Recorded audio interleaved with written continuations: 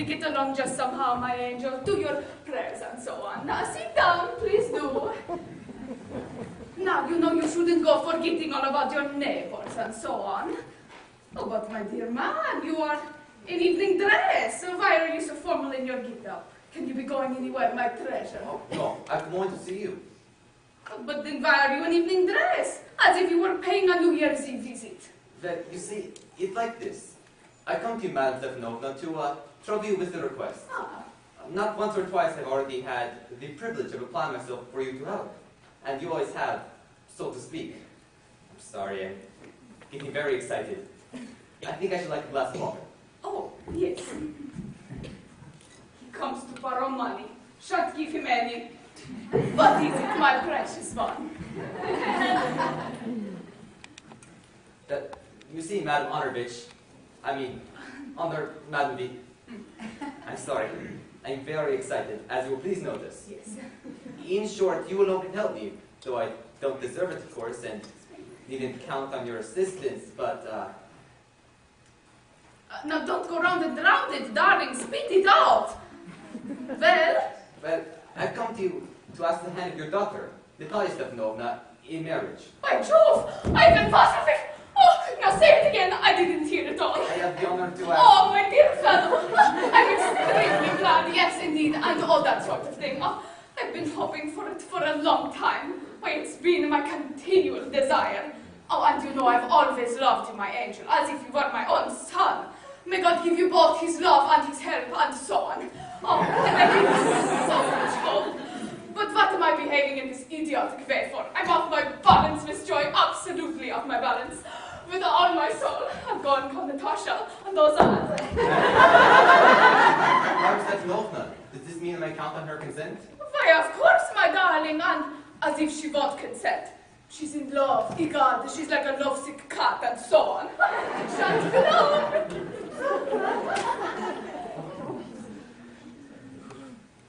It's cold. I'm trembling all over. Just as if I've got an examination before me. But I must have my mind made up. If I give myself time to think, to hesitate, to look for an ideal or for real love, then I'll never get married. Natalia Stefanovna is an excellent housekeeper. Not bad looking, well educated. What more do I want? Besides, it's impossible for me not to marry. First off, I'm already 35, critical age, so to speak. And second, I have to lead a quiet and normal life. I suffer from palpitations, I'm excitable. At this very moment, my lips are trembling, my right eyebrow gives a twitch. Oh, there! It's you! And Mama said, go! There's a merchant come for his goods. How do you do at the Ducksburg? How do you do, Natalia Stefanovna? Why haven't you been here for so long? Sit down.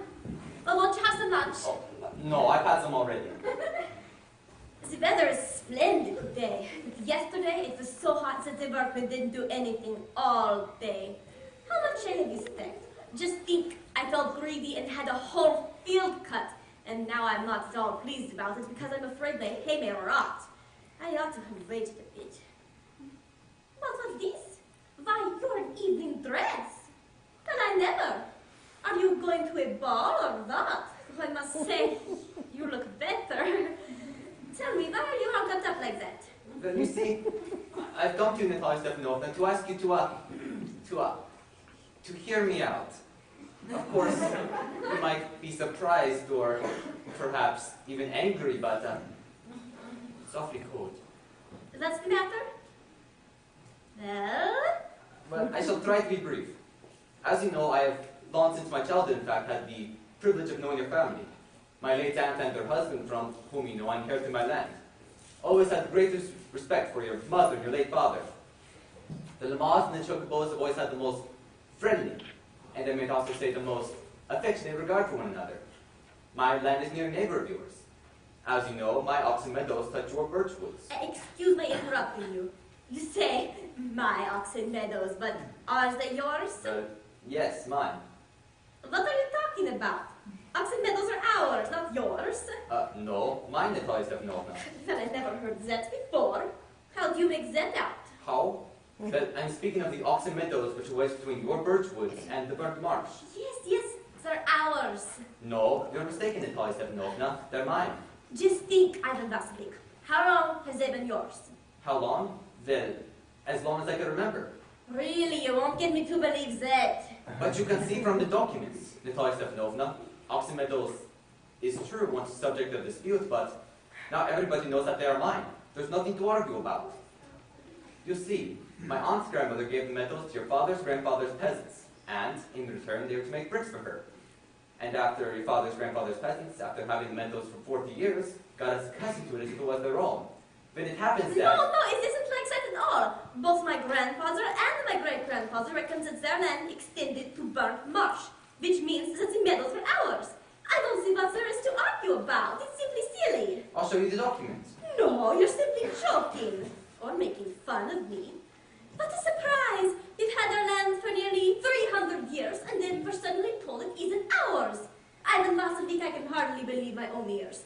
These meadows aren't worth much to me. They only come to 14 acres and are worth perhaps 300 rubles. But I can't stand unfairness. Say what you will, but I can't stand unfairness. Hear me out, I implore you.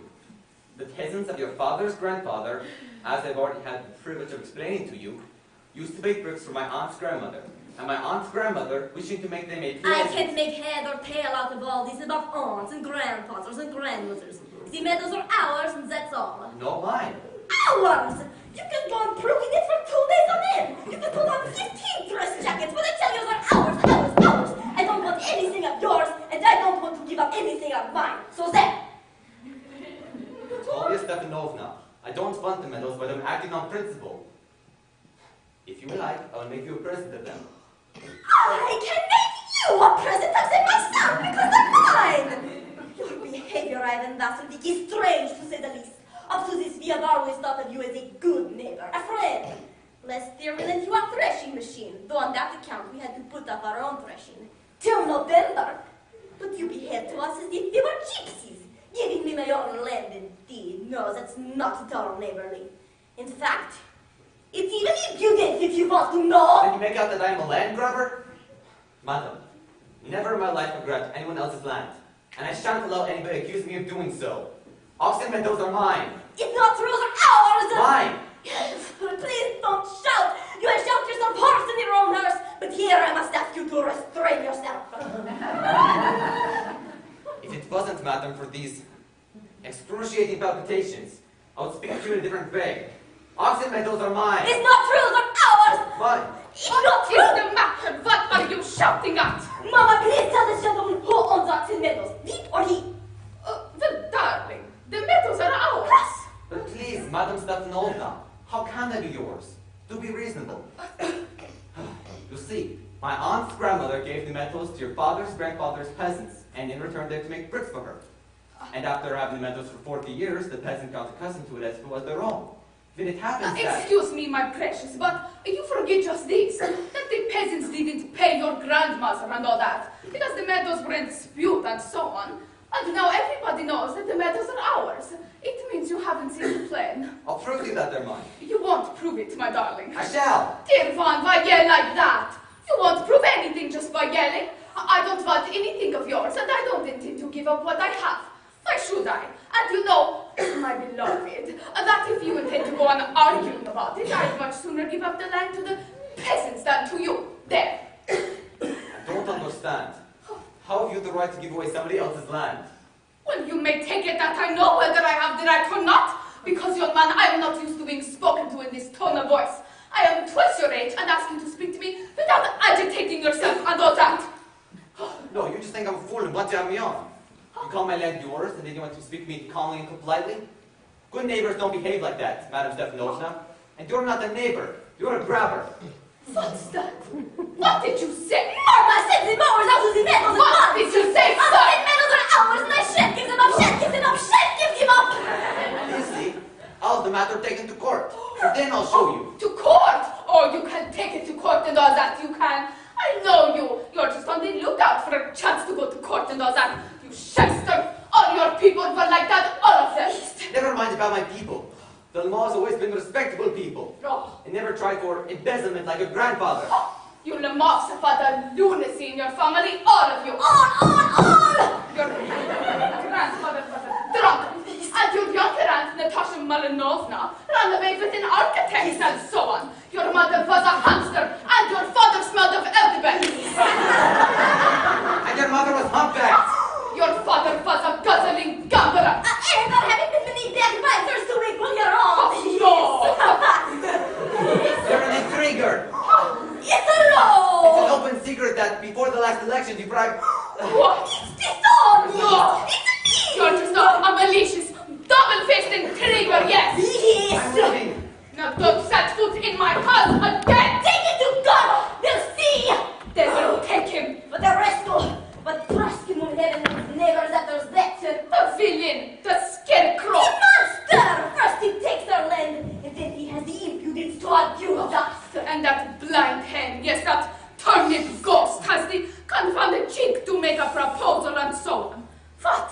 A proposal? What? Proposal? Oh, why he came here to propose to you. To propose to me? Oh, why didn't you tell me so before? Oh, so he dresses in evening clothes, the stuffed sausage, that whizzing-faced frog. Propose to me? Oh, bring him back! Bring him here! Bring who here? Bring him back! I'm here! I can't prevent him! Come back, please! What is the matter with you? Oh, the happy woman that I am, we've done for her. I'm dying! Prevent him! At once. Don't yell. What have you done to me? Let him back! I will hustle back. Coming, I tell you, and so on. They will take him. Touch him yourself. I don't want to. Bitches! Coming, I tell you. Oh, what a burden, Lord, to be the mother of a grown-up daughter. Abused him, drove him out, and it was you. All you. No! It's not you! I tell you, it's not my fault. Oh, now you talk to him yourself. I don't want to. Shoulder. Heart.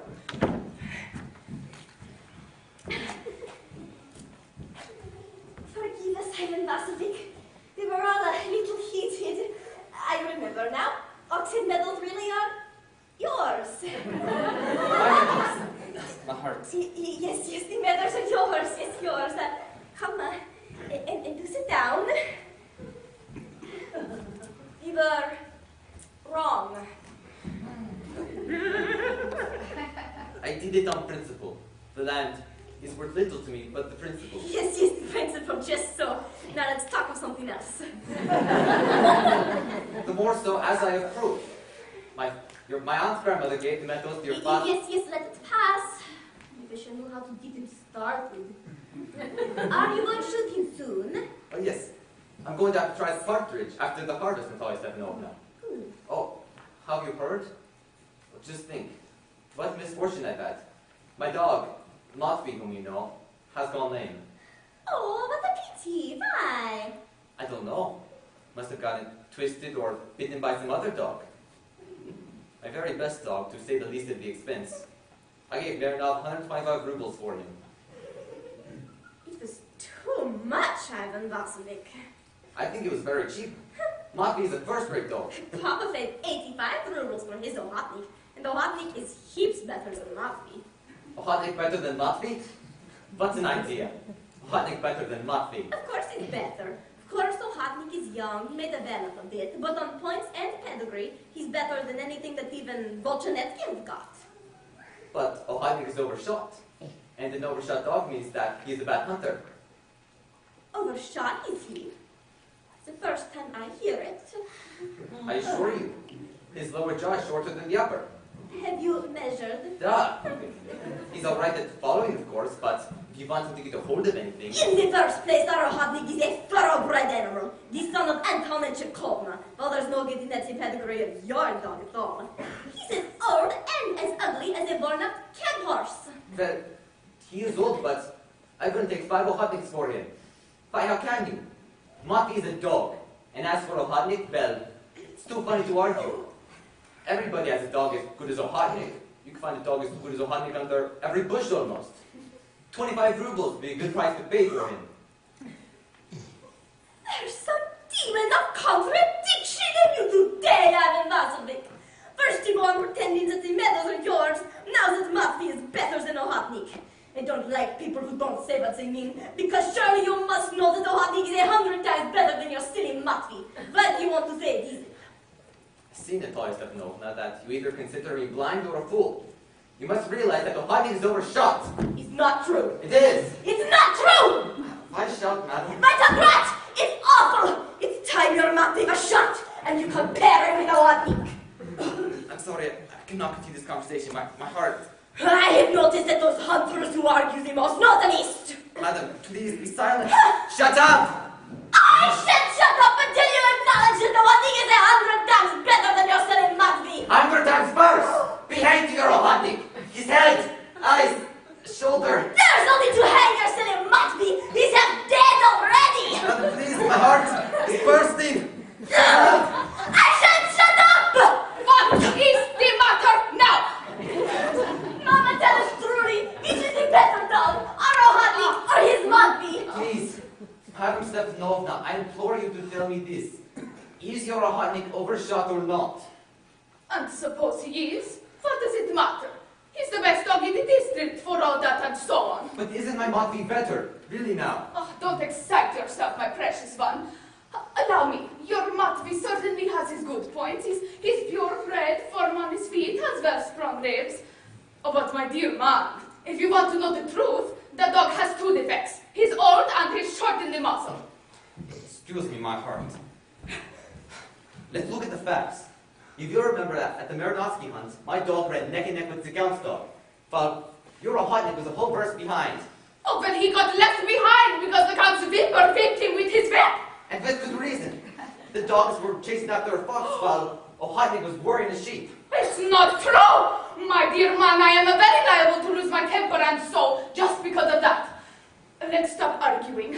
You started because everybody is always jealous of everybody else's dogs. Yes, we're all like that. You two, sir, aren't blameless. Why, you no sooner notice that some dog is better than your Matvey, then you start with this, that, and the other, and so on, oh? Yes, I remember everything. I remember too. I remember too. What do you remember? My heart, I can't. My heart! That's what a hunter are you. You want to go lie on the kitchen oven and catch black beetles, not go running after foxes. My heart. Yes, really. What sort of a hunter are you? You want to sit at home with your perfect days Oh, and not go yes. tracking animals?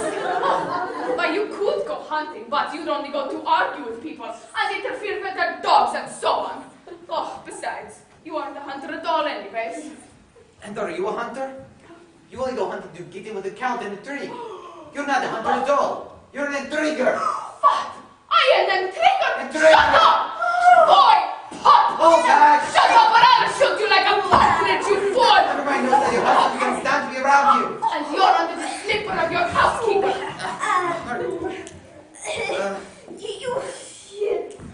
You what sort of a hunter are you anyway? You can't even sit on a horse. Madam Vasilevich. I'm sick. I'm sick. I can't breathe. Vasilevich. Oh. He's dead! He's dead! Dead. Madam Vasilevich. Mama. Oh. He's dead. Oh, yes. What about You you? touched me. Mama, you touched me. He doesn't drink. It means he's dead. Oh, wait, he seems to be coming around. Oh, more butter, more butter.